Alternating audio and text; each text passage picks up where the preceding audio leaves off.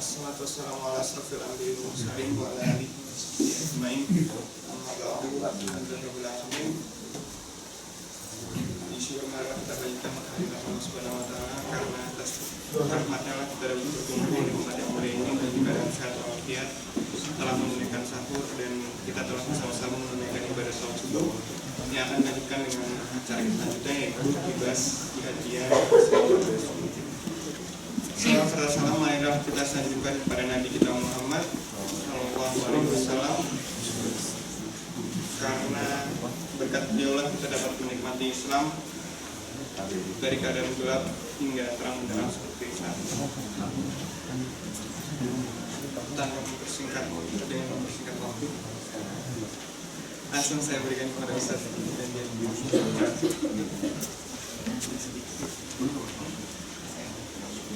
Assalamualaikum warahmatullahi wabarakatuh.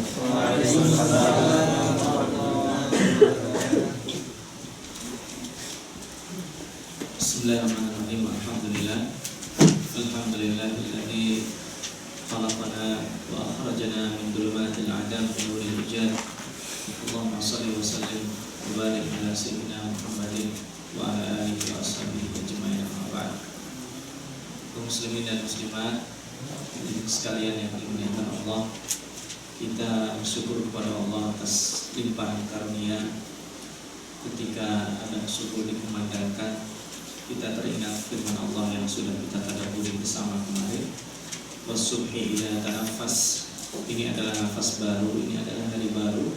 Kita memulai dengan lembaran baru, dan alhamdulillah kita mulai dengan rekayasa kebaikan Allah. Setelah sahur kita tunaikan sholat subuh dan kita lengkapi dengan kajian setelahnya itu, dan kita berharap Allah SWT menjaga keistiqomahan kita setelah itu.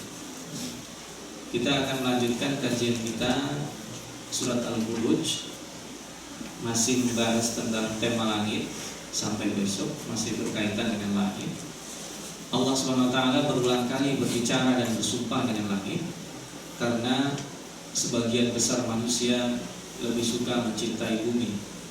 Bukti bahwa kita lebih berat ke bumi adalah jam tidur kita itu lebih banyak daripada aktivitas yang lainnya. Itu merupakan sunnatullah bahwa ketika kita meninggalkan bumi, kita sholat, pada hakikatnya kita sedang menuju langit. Bahwa sholat itu adalah mi'rajul mukmin, bahwa sholat itu adalah seseorang dia nampak tilas perjalanan Rasulullah SAW ketika Mi'raj ke Sidratil Muntaha, melewati langit yang 7 lapis itu.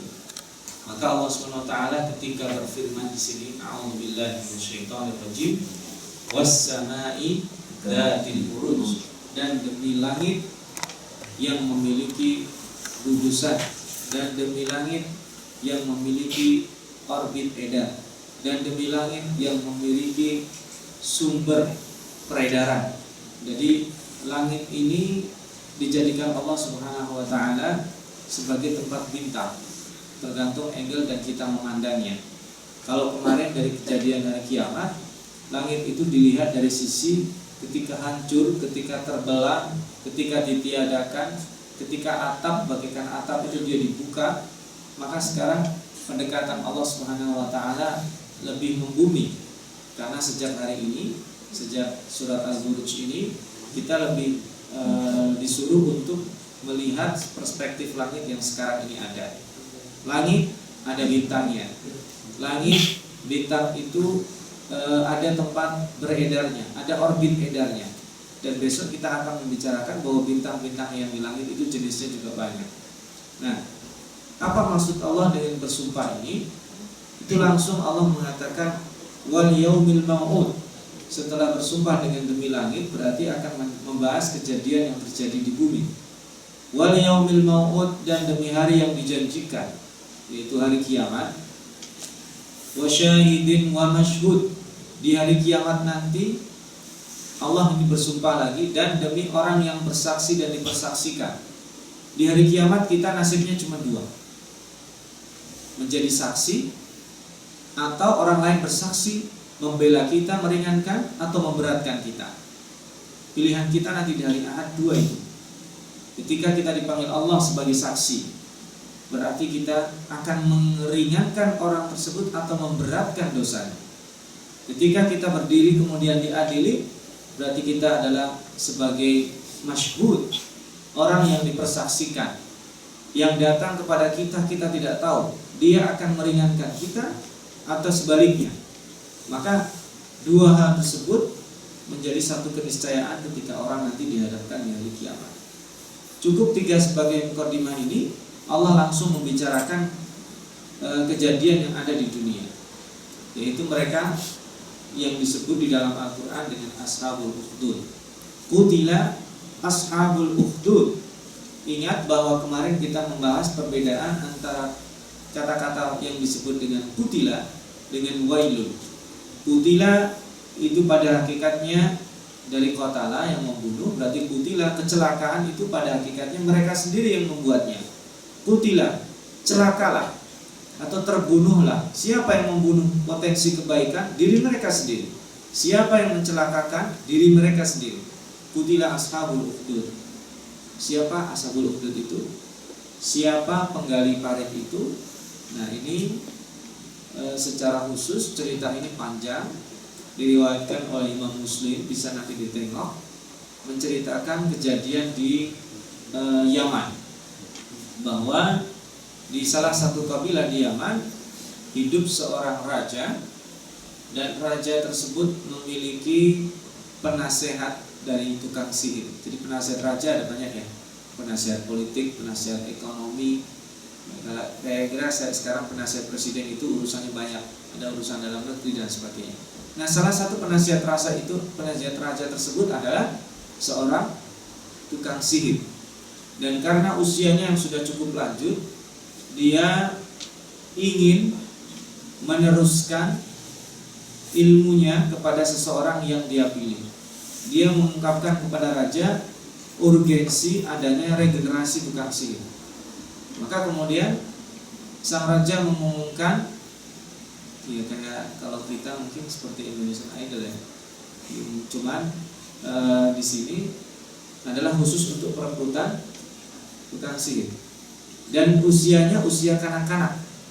Nah, singkat cerita, dari hasil seleksi tersebut dan dari survei, didapatilah seorang ghulam, seorang anak kecil.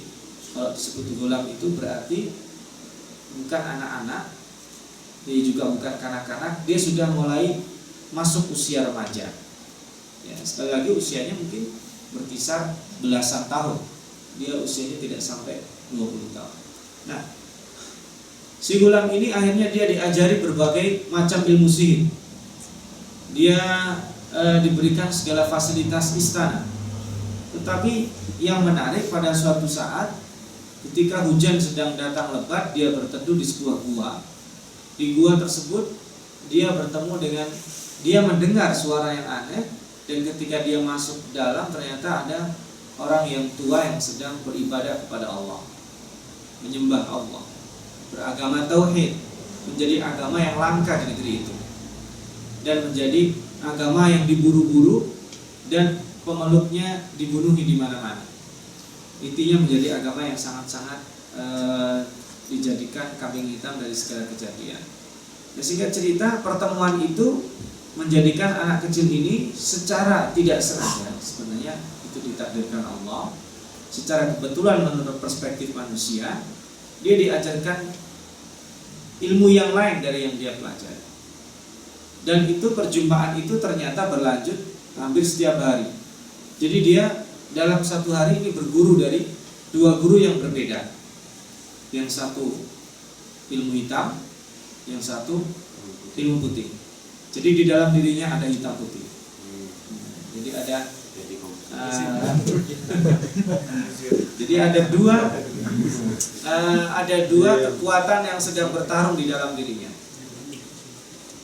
Saya singkat hadis ini. Singkat cerita, pada suatu ketika dalam perjalanan dia pulang dari berguru dari sang orang tua ini menuju istana tempat dia belajar ilmu sihir, dia menyaksikan ada orang berkumpul, dan bahasa hadisnya di situ disebut dengan dabbah. Ada binatang besar, binatang melata yang besar yang sedang menghalangi penduduk kampung tersebut. Jadi perjalanannya mungkin di tepi jurang ya, tidak ada jalan lain kecuali di situ. Kalau ada jalan lain mereka boleh lewat. Berarti itu satu-satunya jalan di sebuah lembah. Nah disitulah dia ingin menguji ilmu siapa di antara dua gurunya ini yang efektif atau yang akan diambil. Dia sudah sampai pada tahap hari itu akan memutuskan meninggalkan salah satunya karena kontradiksi. Yang satu mengajari kamu jangan syirik kepada Allah, yang satu mengajari kamu harus syirik kepada Allah. Kamu yang satu mengajari harus seperti ini, yang satu mengajari lawannya. Jadi dia ada kontradiksi di dalam dirinya, dan itulah saat dia memutuskan apakah nanti dia menggunakan ilmu sihir atau menggunakan ilmu yang diajarkan orang tua tersebut. Maka dia kemudian berdoa kepada Allah karena dia baru saja dari syekh yang mengajarinya. Dia berdoa kepada Allah dengan mengucap lafzul basmalah, bismillah, dan berdoa kepada Allah.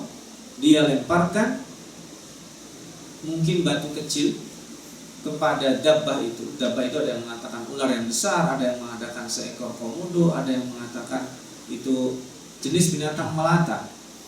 Dan matilah itu dabbah. Kemudian orang-orang bisa memegang binatang itu dan disingkirkan sehingga bisa lewat. Nah sejak saat itulah dia tidak lagi pergi ke istana, dan istana pun gempar. Kemana perginya anak kecil ini?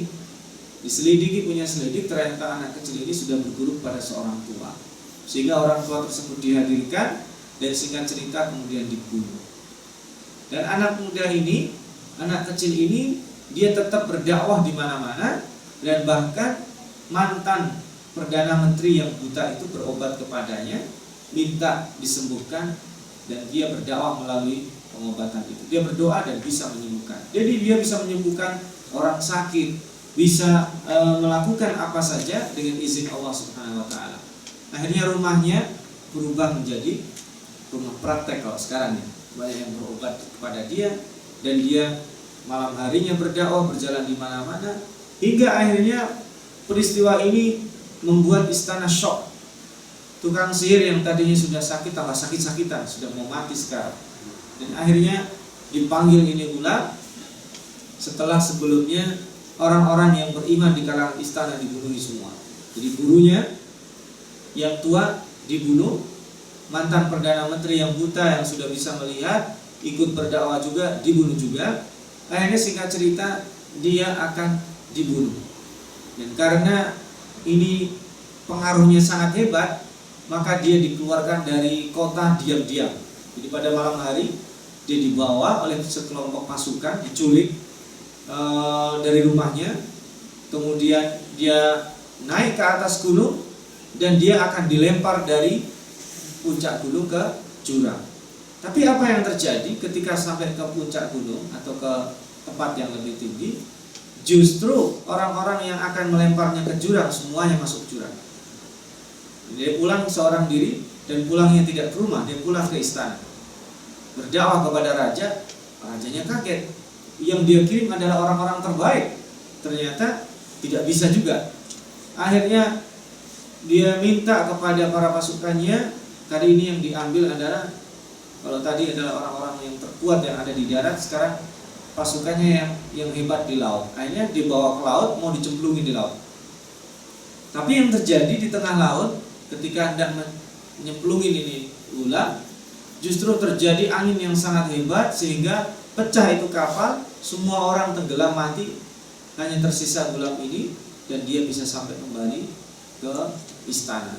Kemudian dia bunuh, jagoan-jagoan dikumpulkan untuk membunuh anak kecil ini, tidak ada yang bisa. Hingga suatu ketika dia frustasi. Dia mengira bahwa ilmu sihirnya digunakan bukan untuk melayani sang raja, tetapi justru untuk melawannya. Padahal Gulam jelas-jelas meyakinkan itu bukan ilmu sihir. Itu adalah ilmu yang didapatkan dari Allah Subhanahu wa taala. Hanya dia membuat kata kunci begini saja. Jika engkau mau membunuhku, caranya gampang. Bagaimana?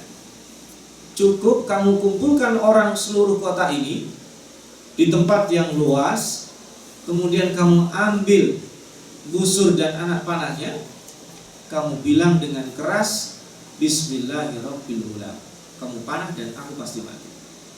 Setelah itu dikumpulkan sesuai dengan permintaan Ghulam, saran Ghulam, dia panah, tapi dia tidak mau mengatakan Bismillahirrahmanirrahim dengan keras. Dia cuma berbisik saja, Bismillahirrahmanirrahim, dia panah. Dan panah itu tidak pernah bisa mengenai Ghulam. Akhirnya dia marah, kamu telah membodohiku. Sang Ghulam kemudian bersikeras berkata, engkau tidak mengucapkan dengan keras-keras. Coba kalau kau katakan dengan keras, pasti akan terjadi apa yang aku katakan. Akhirnya dengan keras dan penuh suara yang mantap, sang raja berkata, Bismillahirrahmanirrahim. Dia tarik busurnya, melesatlah itu anak panah dan mengenai sang Ghulam, dan dia mati seketika di tempat itu. Akhirnya dia tertawa terbahak-bahak dan dia merasa sudah menang. Tapi apa yang terjadi di luar perkiraan, itu penduduk kota yang menyaksikan, mayoritas yang ada di tempat itu semuanya mengikuti agama tauhid. Dan itulah ceritanya, hingga kemudian dia marah, meminta seluruh pasukannya untuk menahan orang-orang yang beriman. Kemudian parit digali dan dinyalakan api di sana, kemudian dicemplungin orang-orang yang masih bertahan dengan imannya. Hingga salah satu di antara orang yang mau dimasukkan parit itu, ada seorang ibu yang ragu apakah dia mau masuk atau keluar dari agama tauhid. Dia membawa seorang anak bayi, dan bayinya yang kecil itu berkata kepada ibunya, ibu jangan ragu, masuklah kamu ke sini. Bukan berarti masuk neraka, tetapi ini adalah konsekuensi iman menjaga konsistensi agama tauhid. Dan itu menjadi salah satu anak bayi dari sekian bayi yang bisa berbicara selain Nabi Isa alaihissalam. Jadi itu ceritanya. Singkat ceritanya seperti itu.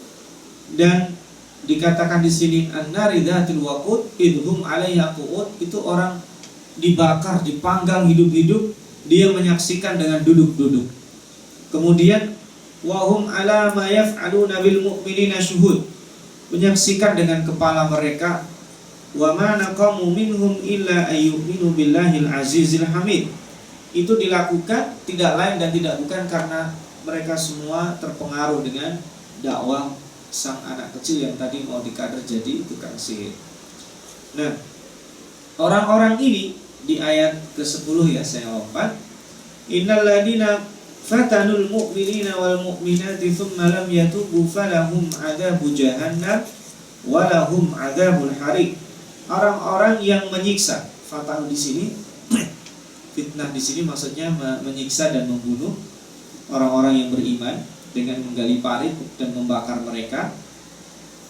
Kemudian tidak bertaubat di antara mereka, karena sebagian nanti ada juga yang bertaubat, pasukannya ada yang membelot, tapi dia akhirnya dibunuh juga. Mereka yang tidak mau bertaubat dari perbuatan itu akan mendapatkan azab jahannam, yaitu azab yang lebih membakar. Karena ini mereka membakar di dunia, maka mereka akan dibakar oleh Allah. Makanya kita dilarang membunuh siapa saja atau apa saja dengan cara dibakar. Jadi ini juga sekaligus pelajaran buat kita. Kalau misalkan kita di rumah kita ada binatang, jangan dibakar, kecuali dia sudah mati jadi ayam bakar, kan enak.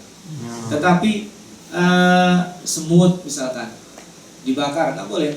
Jadi membunuh semut ada obatnya. Kemudian kita nangkep tikus, karena saking marahnya dibakar itu tikus, nggak boleh juga.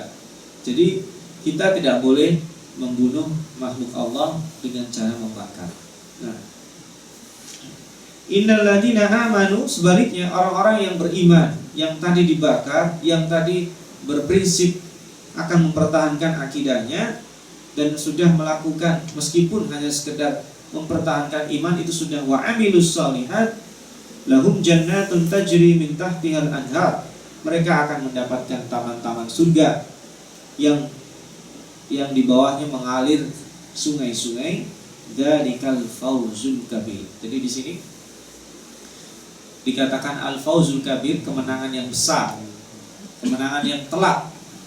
Mereka akan mendapatkan kemenangan yang luar biasa. Padahal saat itu posisinya kalah, tapi Allah mengatakan itu al-fawzul kabir. Kenapa?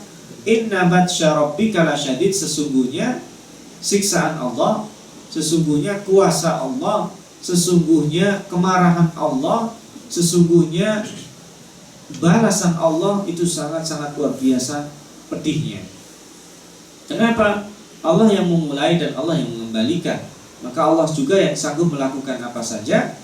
Tetapi Allah juga wahuwal ghafurul wadud. Allah itu maha pengampun dan maha penyayang. Buat siapa? Buat orang yang beriman. Plus ada kata-kata ghafur, berarti tidak menutup pintu maaf bagi orang-orang yang mau bertaubat. Termasuk diantaranya orang-orang yang menyiksa orang mukmin itu. Allah akan terima taubatnya. Dzul Arsyil Majid, yang memiliki arsy yang mulia. Fa'alul lima yurid, yang berbuat sesuai dengan kehendaknya. Ini sampai di sini masih temanya Ashabul Ukhdud. Kemudian yang berikutnya Allah ingin bertanya dalam artian memberikan konfirmasi lagi. Hal ataka hadithul junud, tidaklah datang kepadamu kisah orang-orang yang memiliki pasukan yang kuat. Siapa itu? Fir'auna wa Thamud.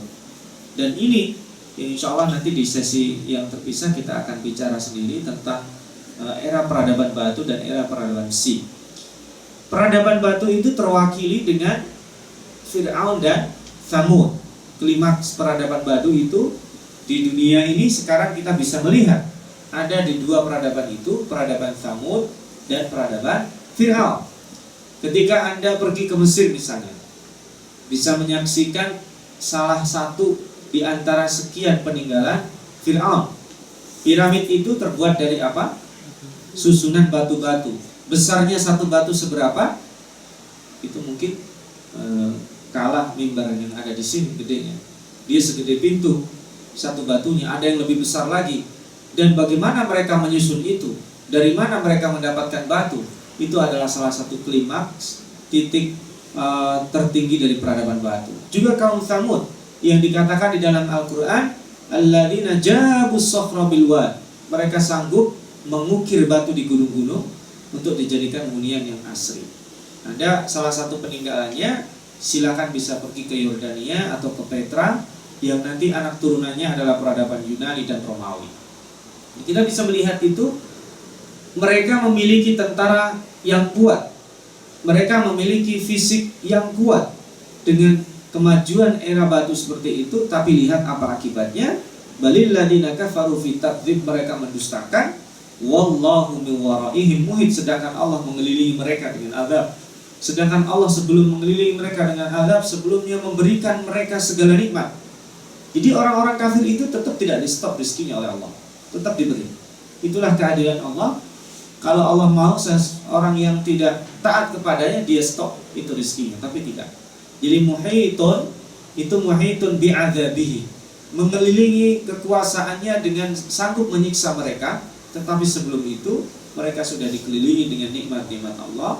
Sayangnya mereka tidak mau mendengar. Dan nikmat yang paling besar pertama kali harus diingat oleh manusia, khususnya di umat Nabi Muhammad, bal huwa Qur'anun Majid, itu adalah nikmat Al-Quran fi lauhin mahfud, yang ada di lauhul mahfud, kemudian diturunkan kepada Jibril dan diteruskan kepada Nabi Muhammad hingga sampai pada sekarang ini. Maka nikmat terbesar itu adalah Al-Quran. Sungguh rugi bagi orang yang memiliki kesempatan untuk belajar Al-Quran. Setidaknya dia ada kesempatan membaca. Kalaupun tidak sempat belajar, dia bisa merenunginya. Sudah ada Al-Quran terjemah, sudah bisa bertemu dengan orang-orang yang faham Al-Quran. Kalau dia kalau dia melewatkan kesempatan itu adalah nikmat terbesar, berarti yang kita sia-siakan. Di momentum seperti ini, di bulan Ramadan ini, kita mengkaji Al-Quran, memperbanyak membaca Al-Quran. Hakikatnya kita sedang menyelami. Dan sekarang kita kisah Ashabul Ukhdud ada di depan kita, berarti kita bisa menghadirkan bagaimana orang pada saat itu mempertahankan akidahnya, harus berhadapan dengan api. Dan benar, nanti ada sabda Rasulullah SAW, al-masiku lidinihi, orang yang berpegang teguh kepada agamanya, kal-masik al-jamrah, seperti orang-orang yang memegang bara api. Bara api itu kalau dipegang kenapa? Kalau dipertahankan kenapa? Terbakar. Kalau dia dipertahankan di tangan dia, tangannya akan terbakar. Kalau dibuang, maka hilanglah agamanya. Jadi pilihan kita dua, mempertahankan agama, dikatakan kolot, dikatakan teroris, dikatakan ketinggalan zaman, dikatakan belum waktunya karena masih muda, atau kita lepas. Kalau kita lepas, kita memasuki sisi-sisi hedonisme, sisi-sisi yang akan semakin menjauhkan kita dari orbit ketakwaan. Mudah-mudahan kita bisa mempertahankan, karena tantangan kita tidaklah seberat orang-orang yang berhadapan dengan ashabul ukhdud, orang-orang para penggali parit itu. Saya kira itu yang bisa saya sampaikan. 25 menit menadaburi kisah ashabul ukhdud dalam surat Al-Buruj. Ada beberapa menit untuk kita berdialog dan berdiskusi sebelum kita akhiri perjumpaan kita. Saya kembalikan kepada pembawa acara. Terima kasih atas segala perhatiannya. Assalamualaikum warahmatullahi wabarakatuh.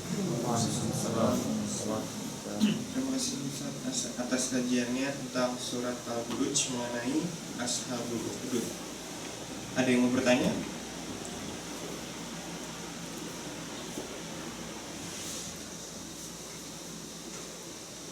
Ya, aku mungkin.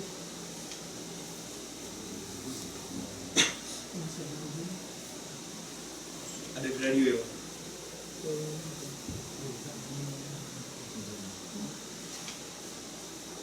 Dibacakan aja.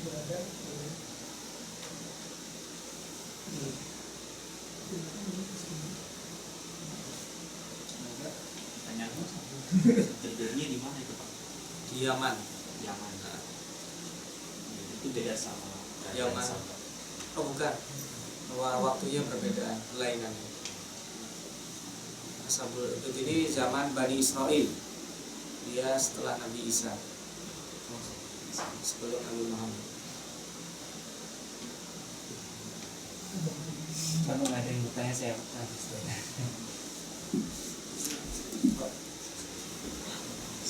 Assalamualaikum warahmatullahi wabarakatuh. Dua pertanyaan Ustaz. Yang pertama tentang Al-Buruj itu sendiri. Sebenarnya dalam Al-Quran ada dua penggunaan kata buruj, yang satu adalah yang Ustaz sebutkan tadi, kemudian terkadang buruj itu juga dinamakan sebagai benteng. Di dalam surat An-Nisa disebutkan ketika kita bersembunyi dari kematian, maka kita tidak akan sanggup dikatakan itu walau kuntum fi burujin musyayyadah. Mungkin bisa diberikan kejelasan apa kaitannya dari bentukan makna tersebut Ustaz. Kemudian yang kedua, di dalam Al-Buruj tadi juga terdapat ayat yang berbunyi wa huwal ghafurul wadud, yaitu Allah itu Maha Pengampun dan Maha Penyayang. Dan ini adalah salah satu sifat Allah Subhanahu wa taala, di mana setiap makhluk atau manusia yang memuji Allah tidak boleh memuji kecuali pujian yang Allah sematkan untuk dirinya sendiri. Namun di dalam satu hadis yang diriwayatkan oleh Imam Abu Dawud, Rasulullah SAW bersabda, "Zawwijul waludul wadud." Nikahilah perempuan yang Seperti Allah itu sulit, tetapi paling tidak kita bisa belajar memaafkan. Dan memaafkan itu bagi seseorang sulitnya minta ampun, bagi orang yang lain sangat mudah sekali. Meminta maaf bagi orang tertentu sulit, tetapi memaafkan itu lebih berat. Dan lebih luar biasa kalau dia habis memaafkan orang, dia tambah akhlaknya dengan sayang kepada orang tersebut. Meskipun saya kalau membayangkan agak sulit ya. Ada orang buat salah sama kita sampai jengkelnya luar biasa kita, kemudian habis minta maaf, kemudian ini ongkos buat pulang. Agak sulit kayaknya membayangkan terjadi, itu mungkin sangat langka sekali. Ntar dulu, jangan pulang dulu, saya mau traktir Anda makan di mana gitu. Agak sulit sekali. Cuman itulah Allah SWT menerima taubat seseorang bukan sekedar diampuni, tapi dengan taubat itu Allah penyayang. Makanya di sini konteksnya tadi, kenapa ada ghafur, kenapa ada wadud? Itu untuk orang yang beriman. Tapi kenapa ada ghafur, kenapa ada wadud? Tapi membuka peluang bagi orang-orang yang mau bertaubat. Bukan hanya sekedar dia dimaafkan dosanya, tetapi akan diberikan kasih sayang. Nah, kalau perempuan yang disuruh menikahi kita oleh Rasulullah SAW, al-wadud itu punya dua fungsi. Yang pertama, Al-walud itu adalah fungsinya untuk mempercepat rekayasa kebaikan. Rekayasa kebaikan paling mudah dari keluarga. Kalau punya anak banyak, anaknya baik dan berkualitas semua, punya tetangga juga banyak anaknya, dan itu nggak usah banyak-banyak, di lingkungan itu saja sudah ramai, sudah jadi masyarakat yang berperadaban gitu. Jadi kalau di sini mungkin hitung-hitungannya sangat matematis ya, saya dengar ya. Kalau rumah ukurannya segini hanya cukup untuk 3 orang. Kalau kita ini kayaknya ada ukurannya lagi, saya dengar gitu ya. Nah itu sangat-sangat materialistik dan matematis. Tapi lihat apa ketika sudah besar terjadi seperti yang diajarkan Rasulullah kepada kita untuk birrul walidain. Justru ketika sudah besar, sang anak nyewa rumah sendiri dan orang tuanya hidup sendiri, bisa jadi dia terbengkalai, bisa jadi dia tidak mendapatkan kasih sayang, dia meninggal dengan sangat menyedihkan. Ada ya di sini ya? Orang anaknya sudah hidup sendiri kemana-mana, orang tuanya mati tidak ketahuan, membusuk dan hanya diketahui oleh tetangga apartemennya. Itu berbeda. Nah itu untuk al-walud. Dan al-wadudnya karena hanya orang-orang yang punya sentuhan kasih sayang yang sanggup mendidik anaknya. Karena anak itu tidak bisa didoktrin dengan kekerasan. Dia harus wadud, harus sabar dan penyayang untuk memasukkan nilai-nilai kebenaran ini. Ini kan dalam rangkanya saya sering membahasakannya dengan rekayasa kebaikan itu. Saya kira itu wallahu a'lam. Kalau masih ada atau kita cukupkan ya. Saya kira kita cukupkan karena waktu jualah yang menyudahi. Insya Allah kita lanjutkan tentang tema langit lagi besok, wassama'i wattariq, jenis langit dan jenis bintang yang digunakan Allah bersumpah. Kajiannya adalah lebih kepada kajian perspektif diri sendiri. Insya Allah kita lanjutkan setelah hari ini kita menadaburi Ashabul Ukhdud. Mudah-mudahan bermanfaat dan mudah-mudahan puasa kita diterima oleh Allah SWT. Kita dijaga keistiqomahnya, dikaruniai kesehatan fisik dan kesehatan spiritual. Wassalamualaikum warahmatullahi wabarakatuh. Terima kasih banyak Ustaz.